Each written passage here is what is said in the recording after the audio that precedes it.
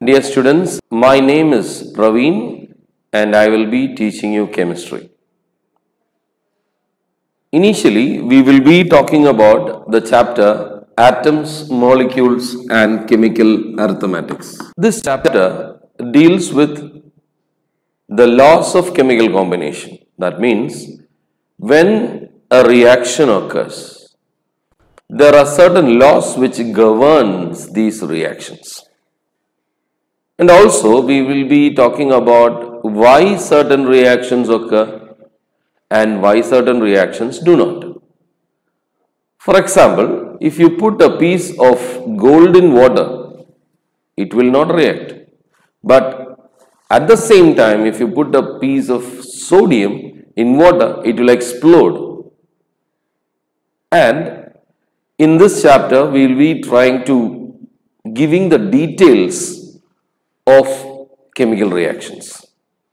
So, initially, we are trying to talk about the laws governing these combinations, and that's called laws of chemical combination.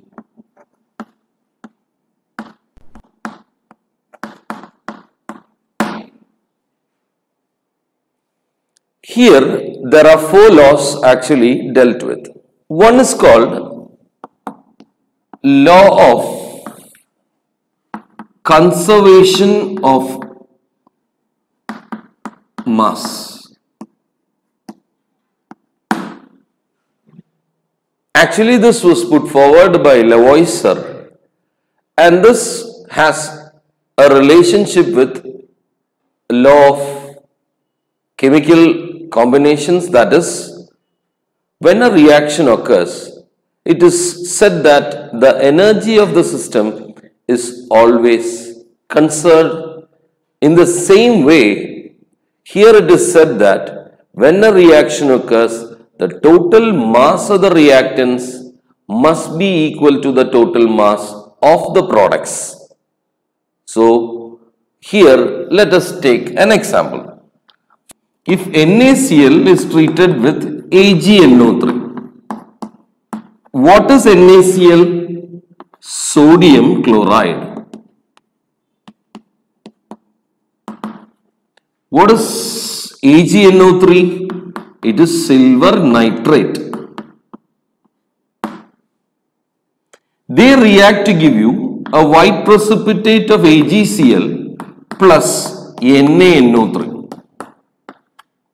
And if you know that X grams of NaCl reacts with Y grams of AgNO3, your answer must be A grams of AgCl and B grams of AgNO3.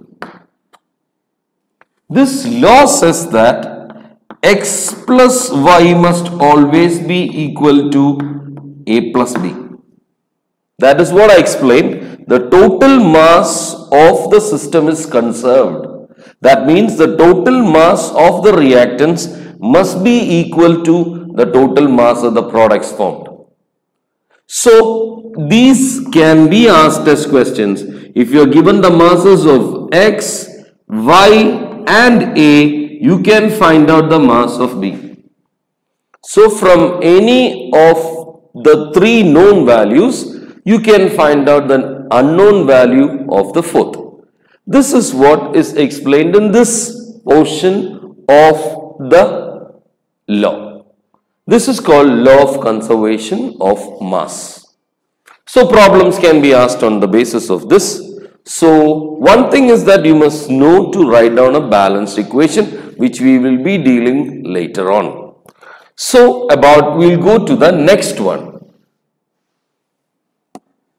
That's called law of definite proportion.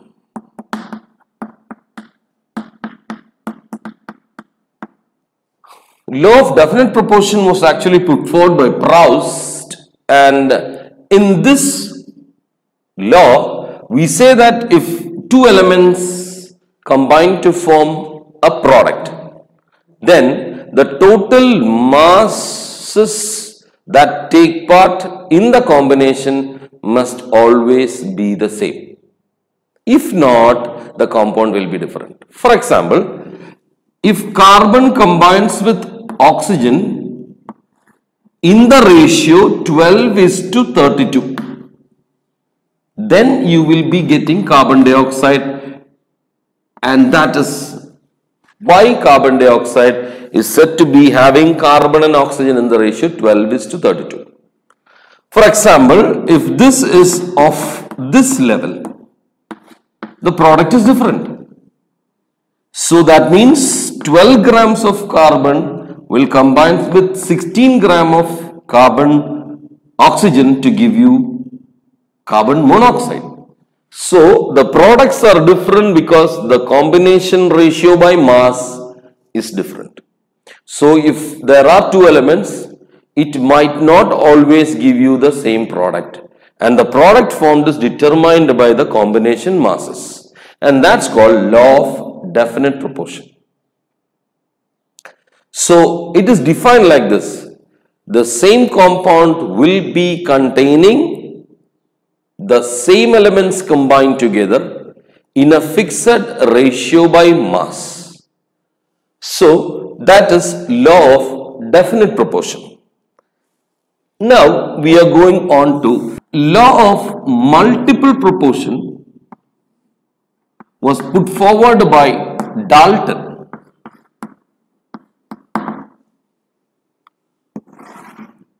So Dalton says that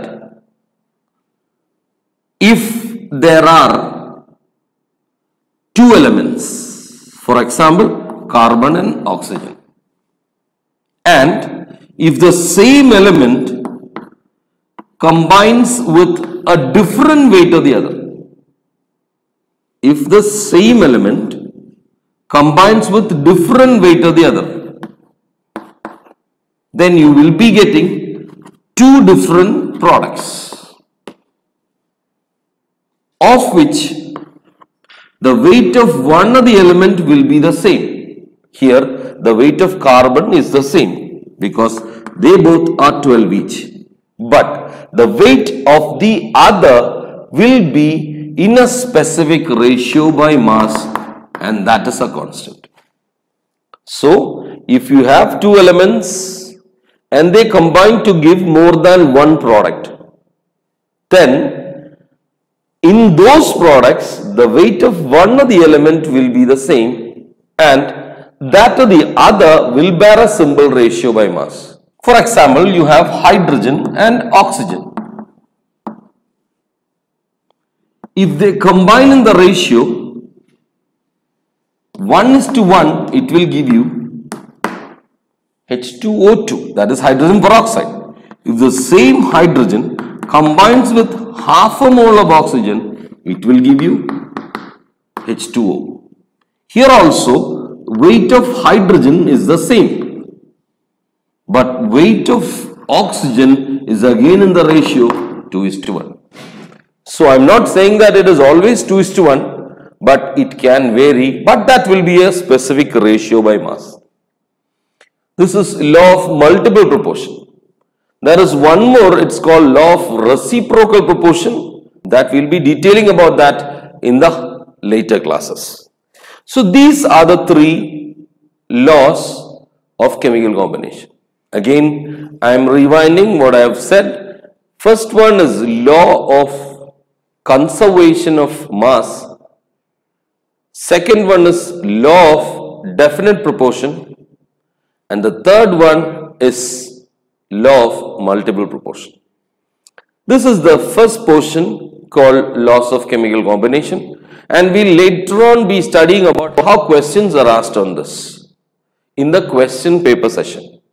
Okay. Next one is about mole concepts, and we'll be defining what is a mole, and we'll be talking about the atomic mass unit, atomic mass and molecular masses. So initially when you study anything, you must know why you are studying about that, when you will have to implement that, and how are you going to implement. So here, what is mole concept? Actually, when you write a chemical equation is written on the basis of the number of moles. When you say that hydrogen and oxygen combine, you write the equation like this. But here the atoms are not balanced. So we say that 2 moles of hydrogen combine with 1 mole of oxygen to give you 2 moles of water. It is wrong to say that 2 grams of hydrogen combines with 1 gram of oxygen to give you 2 grams of water. It is wrong. And to standardize this, we are using the concept called mole concept. See, when you want to talk about mole concept, you will have to talk about atomic masses. To talk about atomic masses, you must talk about atomic mass unit. And it is generally known as AMU. What is atomic mass unit? It is a standard value that is used to represent by how many times an atom is greater than 1 AMU. That means if I say that the atomic mass of oxygen is 16, what do you mean by that? We say that 1 atom of oxygen is 16 times 1 AMU. So now the question is, what is AMU? 1 AMU is 1 by 12th the mass of 1 carbon 12 atom.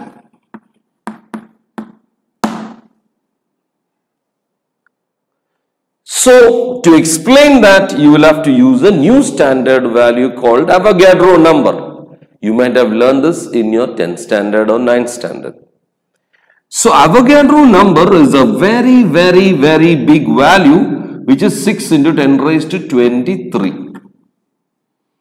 And you say that if you take 6 into 10 raised to 23 number of carbon atoms, the weight will be 12 grams. So what is 12 grams? It is the gram atomic mass. We'll talk about that later. Let 12 grams of carbon be considered to be having 6 into 10 raised to 23 atoms of carbon. So what will be the weight of 1 carbon atom? It will be equal to 12 divided by 6 into 10 raised to 23. Weight of 1 carbon atom is equal to 2 into 10 raised to minus 23 grams. Then 1 AMU is equal to 1 by 12th of this, 2 into 10 raised to minus 23, which is equal to 2 by 12 into 10 raised to minus 23 grams, which is equal to 1 by 6 into 10 raised to minus 23, and this is called 1 AMU. So I am beginning from the concept of AMU. AMU is said to be a standard value used to represent by how many times an atom is greater than 1 AMU. So if I say that the atomic mass of oxygen is 16, it states that it is 16 times this mass.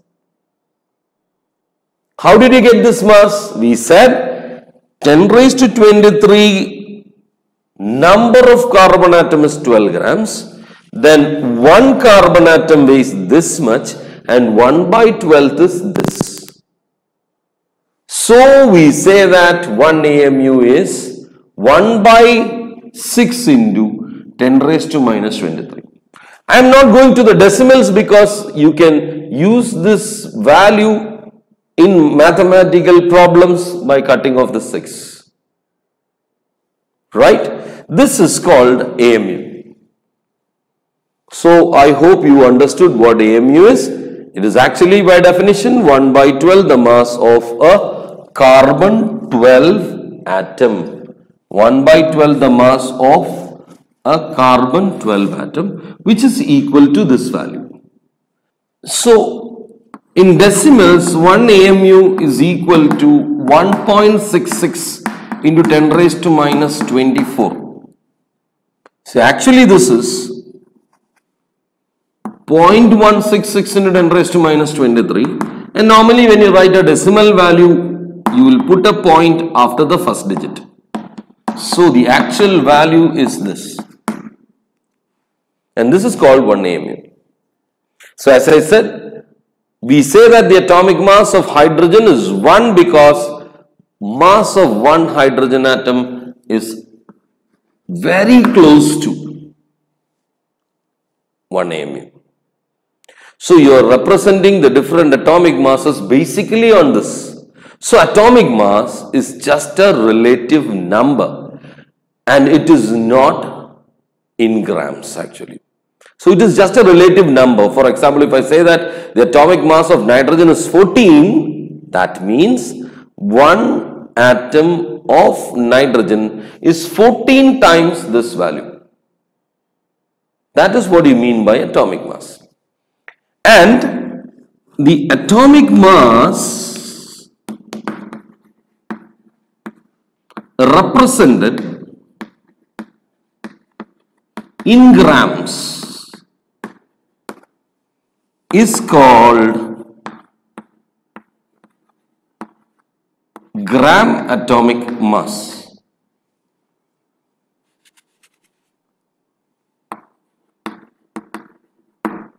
That means 1 gram atomic mass. So what is gram atomic mass?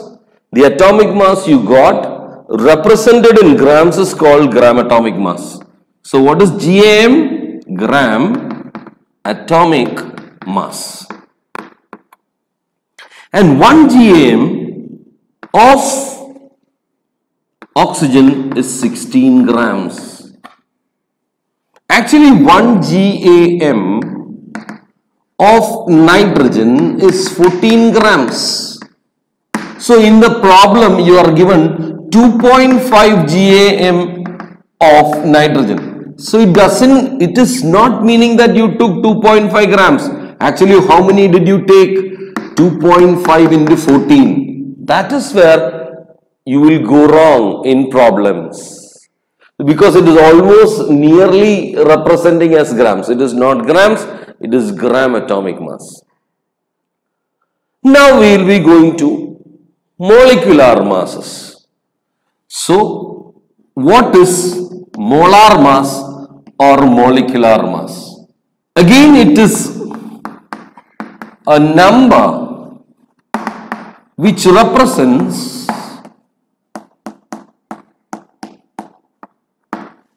by how many times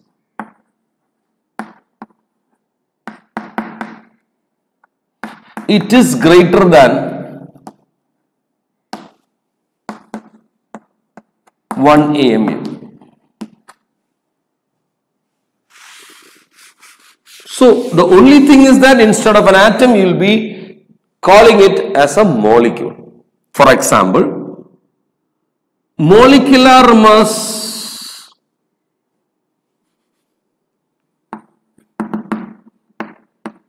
of water. How will you get? You just add the atomic masses, which is equal to 18 grams. How did you get it? 2 plus 16. Molecular mass of carbon dioxide is 44 grams, not 44 grams, it is 44. How did you get it? 12 plus 32. So you will get the molecular masses by adding the atomic masses, and that number is known as the molecular mass. So for example, you can take any bigger molecule. For example, let it be sulfuric acid. It is 98 because 2 plus 32 plus 16 into 4. And this is called molecular mass. So if you take a molecule and you add their atomic masses, you will get the molecular mass. And the mass is a representation telling you how many times that single molecule will be greater than 1 AMU or will be greater than 1.6610 raised to minus 24 grams. And the next one is similar to that of gram molecular mass. This is gram molecular mass.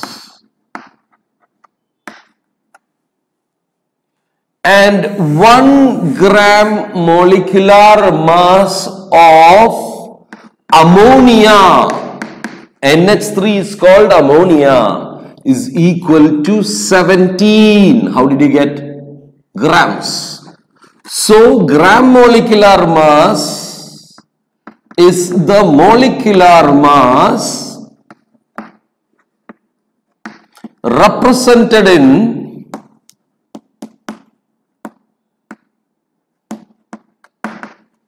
grams. So 1 GMM of ammonia is 17 grams. 1 GMM of sodium chloride is 58.5 grams because it is 23 plus 35.5. So that is the difference between gram atomic mass and gram molecular mass.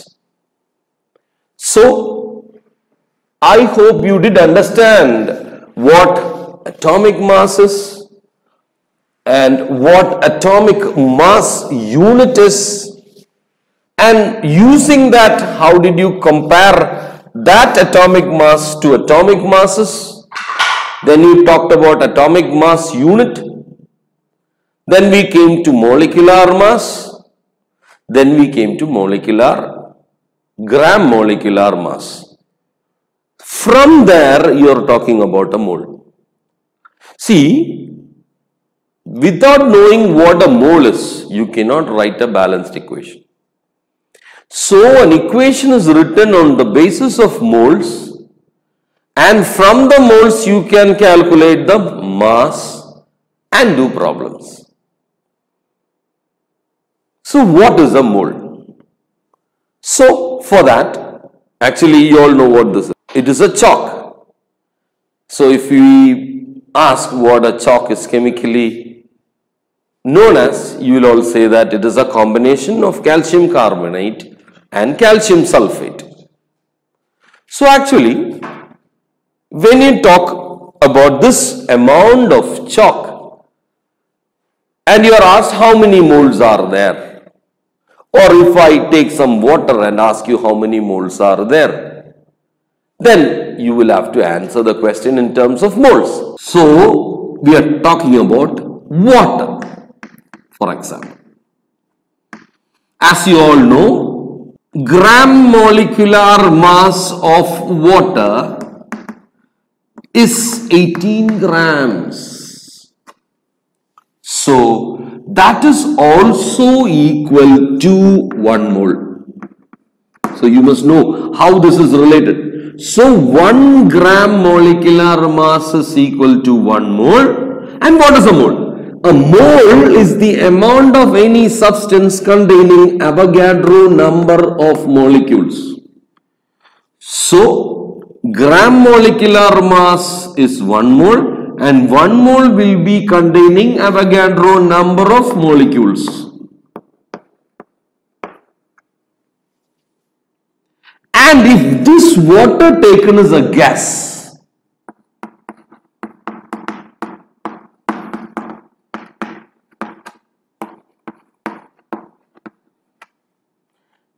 at STP. That's very important. This is very important. Standard temperature and pressure.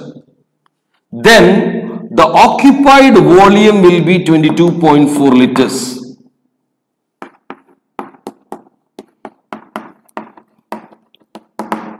And that is called molar volume. So how will you define molar volume? It will be the volume occupied by 1 mole of any gas at STP. So already we have dealt with 3 relationships. 1 GMM is 18 grams and that is known as a mole. If it is a mole, it must contain this much number of molecules. And if the taken substance is a gas at STP, it will occupy a volume of 22.4 liters known as molar volume. That can also be related to GMM. So this is how the mole concept is explained and this is how they are interrelated. For example, I am writing here once more, 1 mole is equivalent to 1 GMM of the compound. It is also equivalent to 6 into 10 raised to 23 molecules. If it is a gas and at STP, occupied volume will be 22.4 liters. So they are interrelated. So you can be asked different mathematical questions relating this. And this is mole concept.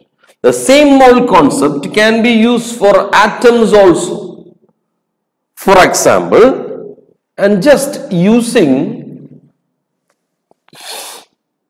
helium, then this becomes GAM, gram atomic mass of helium. So helium, you all know that the atomic mass of helium is 4. So if I take 4 grams of helium, it will be equivalent to 1 mole. And 4 grams of helium equivalent to 1 mole will be having this much number of molecules and that will also occupy a volume of 22.4 liters. So you can use the mole concept for atoms and molecules. And the questions based on this, I will be discussing 2 or 3 examples for you all on the basis of mole concept. Okay. So I will be talking to you all about 5 questions relating mole concept. For example, the first question is, calculate the number of moles in 5.5 grams of carbon dioxide. This is the question. So initially we must understand that you are given the mass and you are asked to find out the number of moles. So if you are given the mass, you must know the molecular mass. So we all know that 44 grams is called 1 mole.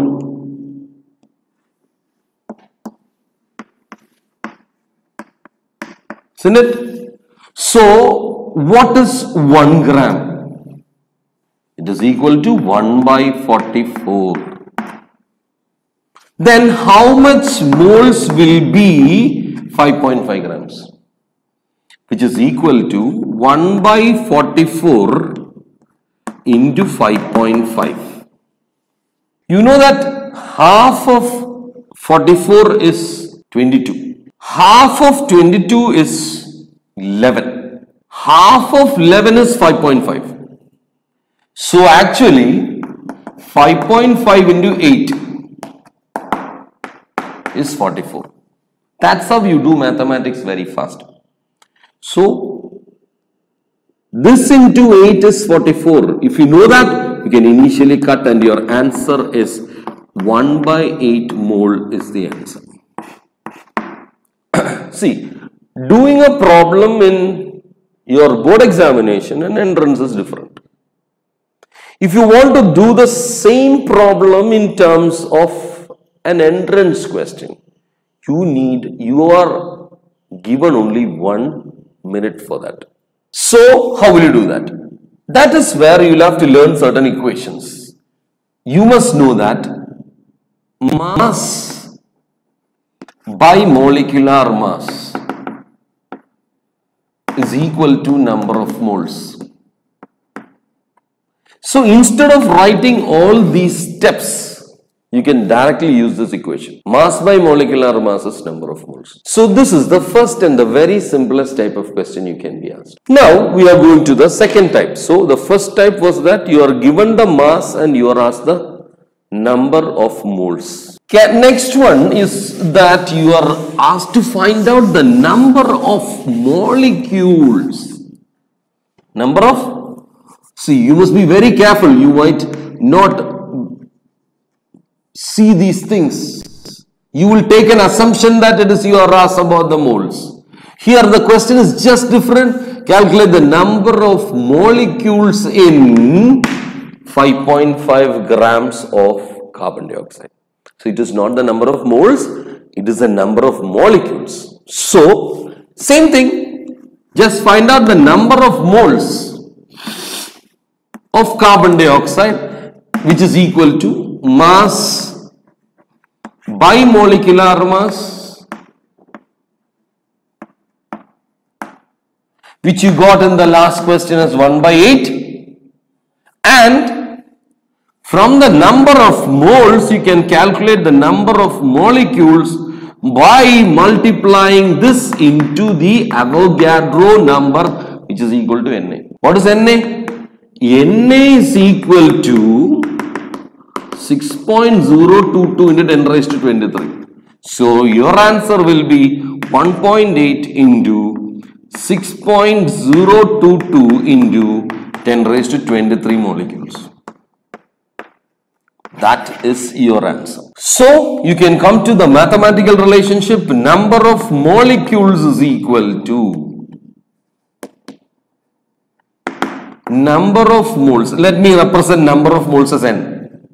So, instead of number of moles, you can just represent as N. N into Na will give you the number of molecules. So, this is a shortcut. So, if you want to find out the number of molecules, you multiply the number of moles into Avogadro number. If you want to find out the number of moles, divide the mass divided by its molecular mass. Here I am just changing one small issue, that calculate the volume occupied by the same question in different ways. 5.5 grams of carbon dioxide at STP. I said STP is very important. Standard, you can use this relationship only if the temperature is 273 Kelvin and the pressure is 1 atmosphere. They will say that the condition is at STP, or they will give you the temperature and pressure. Let us calculate the volume occupied by 5.5 grams of carbon dioxide. So again, volume occupied will be equal to number of moles into molar volume. As I said, molar volume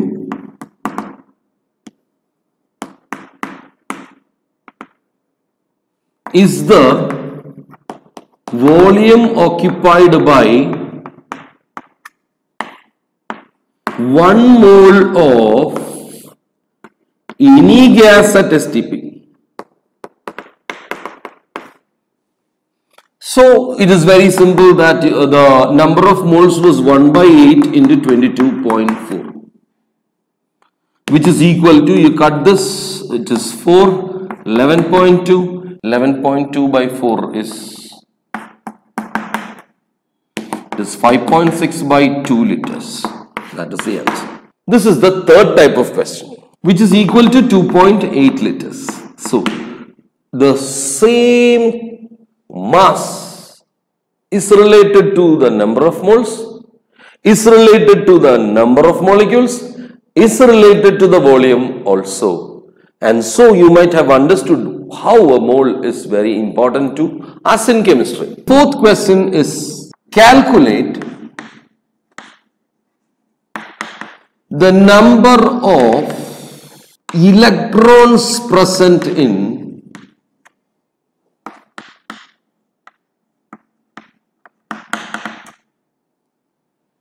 (1.7 grams of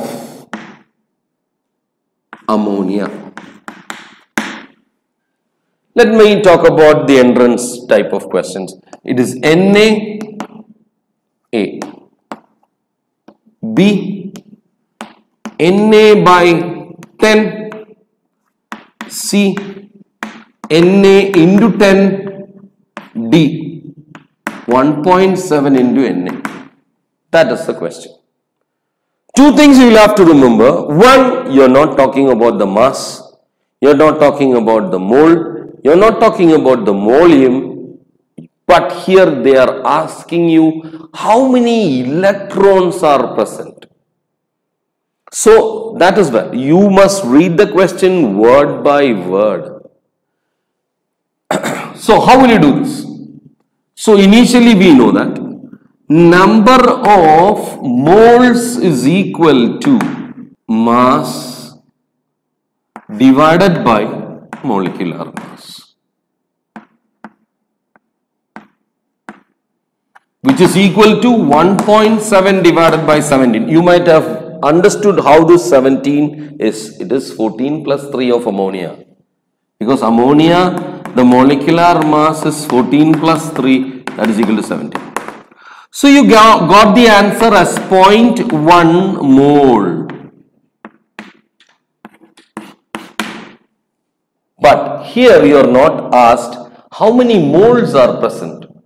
You are asked how many electrons are present. So let us move on to the number of molecules is equal to 0.1 into Na. So this is not the answer. Unfortunately, if you do not read the electrons, you will answer this. But now to go for an ammonia molecule. An ammonia molecule contains nitrogen which has 7 electrons and 3 hydrogen atoms which has 1 electron each. 1 into 3. So the total number of electrons in one molecule is 10. So number of electrons in 1.7 grams is equal to 0.1 into Na into 10. The answer is Na. That means your answer is Na. So I start from the beginning. You are asked to find out the number of electrons present in 1.7 grams of ammonia. For that you initially find out the number of moles, which is mass by molecular mass, which is given mass is 1.7 divided by molecular mass 17, which you got as 1 mole. From that you find out the number of molecules, which is equal to number of moles into Avogadro number. And as you said, if you do not read electrons, you might answer this. But to find out the number of electrons in one molecule, you say that one ammonia has 7 electrons of nitrogen and 3 electrons of hydrogen, total 10 electrons. And to find out the number of electrons in 1.7 grams, multiply the number of molecules into 10 and your answer is Na. So the questions can be asked in a different way. That means, my dear students, if you want to do problems, learn the concept well, not the problems. The problems which I teach or any teacher teach will not be asked directly, but the concept will be there. So remember the concept well and try to do the problems. So the next question is, I said I will be talking about 5 different type of questions. So we are moving on to the 5th question. Question number 5. The 5th question is, calculate the number of molecules in 1 ml of SO2 at STP, or directly they can ask you calculate Loschmidt number. See, what is Loschmidt number? It is the same. It is the volume occupied by, or it is the number of molecules in 1 ml of any gas. It is not SO2 alone. So, any gas at STP, and if it is 1 ml, the number of particles will be the same. That's actually Avogadro's law also. Here we have to know that because the volume is in ml, the molar volume becomes 22,400 ml. And as I said, 1 mole is 22,400 ml. And 1 mole is also equal to 6 into 10 raised to 23 molecules also. See, I am writing 6 because the other decibels are so small. For entrance point of view, you can say instead of 6.022, you can just take it as 6 because you are given the choice in your answers. So the simple answer is that 1 ml of SO2 will contain 6 into 10 raised to 23 divided by 22,400 molecules, which is equal to 2.66 into 10 raised to 19 molecules. See, here I just specified Loschmidt number because if you do not know this, you cannot get the answer. And if the question is not like how many molecules are present in 1 ml of any gas. So it's irrespective of the gas. So once more I give you the question, calculate the number of molecules in 1 ml of SO2. I said instead of 1 ml of SO2, it can be any gas also.